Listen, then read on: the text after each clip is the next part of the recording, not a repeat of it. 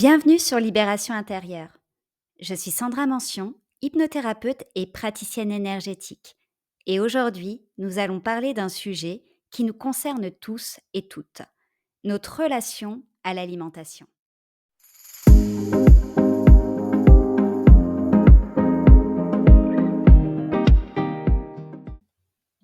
On peut se demander pourquoi parfois c'est si compliqué d'entretenir un rapport sain avec la nourriture. Comment l'hypnose peut nous aider à retrouver une approche plus apaisée, plus intuitive. C'est ce que nous allons explorer dans ce nouveau podcast. Dans l'épisode dernier, Eva nous parlait de son parcours de transformation avec les troubles du comportement alimentaire. Un sujet complexe, souvent tabou, mais qui touche de nombreuses personnes. Si tu n'as pas encore écouté son podcast et que le sujet t'intéresse, fonce. Eva a vraiment été généreuse en partageant son vécu avec nous. Aujourd'hui, j'ai voulu étendre cette thématique à notre relation à l'alimentation car elle revient très souvent en séance. Je reçois des jeunes filles, des femmes, mais aussi des hommes, des personnes complexées. Et en réalité, nous pouvons tous être concernés par une relation dysfonctionnelle avec l'alimentation et notre corps. Et parfois, ce n'est pas nous directement, mais un proche, un parent, un enfant, un ami, parfois même un collègue. Ce sujet nous entoure tous. Et pourtant, face à ces problématiques, on se sent souvent impuissant. Au départ, certains comportements alimentaires apparaissent comme des solutions pour mieux gérer ses émotions ou reprendre le contrôle. Mais progressivement, ce qui semble aider se transforme en une vraie descente aux enfers, souvent dans le silence et l'ignorance.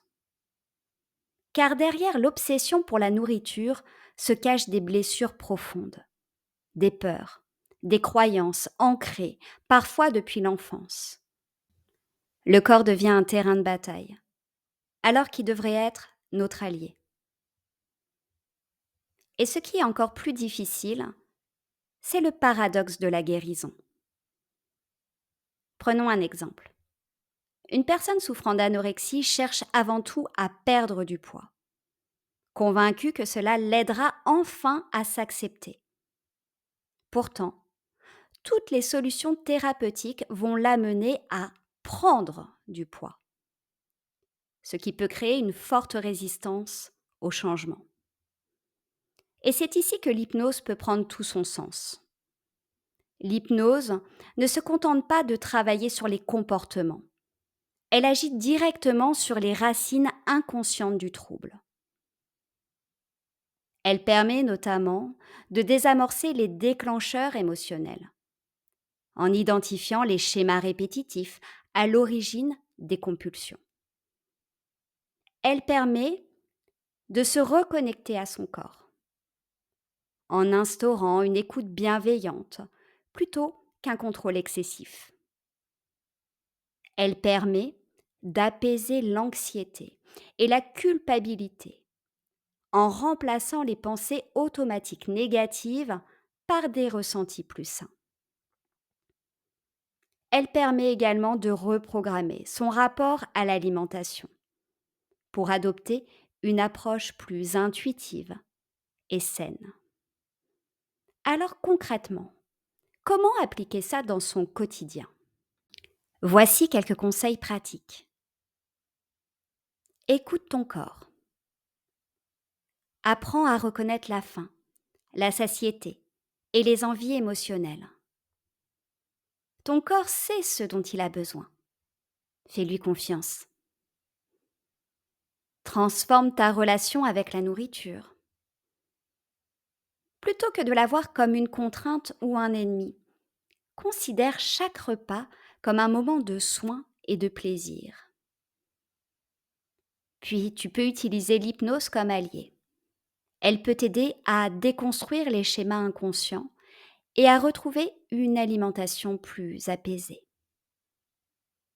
D'ailleurs, pour aller un peu plus loin, laisse-moi te raconter une histoire. Imagine un jardin paisible. baignée de lumière douce. Dans ce jardin, chaque plante représente un aspect de ta vie, y compris ta relation avec l'alimentation.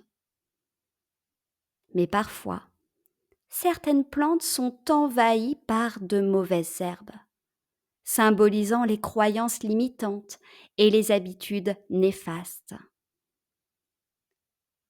Prends un instant pour te promener dans ce jardin. Observe les plantes qui s'épanouissent et celles qui ont besoin de plus de soins. Imagine que pour chaque pensée ou comportement négatif lié à ton alimentation, tu peux doucement enlever les mauvaises herbes. Avec chaque respiration, visualise-toi en train d'apporter de la lumière et de l'amour à ce jardin.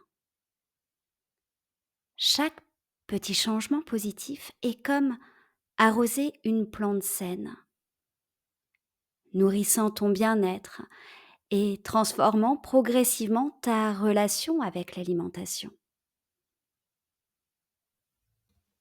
Ce qu'il faut retenir, c'est que notre relation à l'alimentation est bien plus qu'une simple question de nutrition. Elle reflète nos émotions, nos souvenirs, nos croyances. L'essentiel, c'est d'apprendre à s'écouter, à se libérer des injonctions extérieures et à cultiver un rapport bienveillant avec son corps et avec son assiette. Et l'hypnose peut être une merveilleuse alliée sur ce chemin. Avant de nous quitter, je te laisse avec cette pensée. On est ce qu'on mange, alors autant être quelque chose de délicieux. Merci de m'avoir écouté. Prends soin de toi et à très bientôt.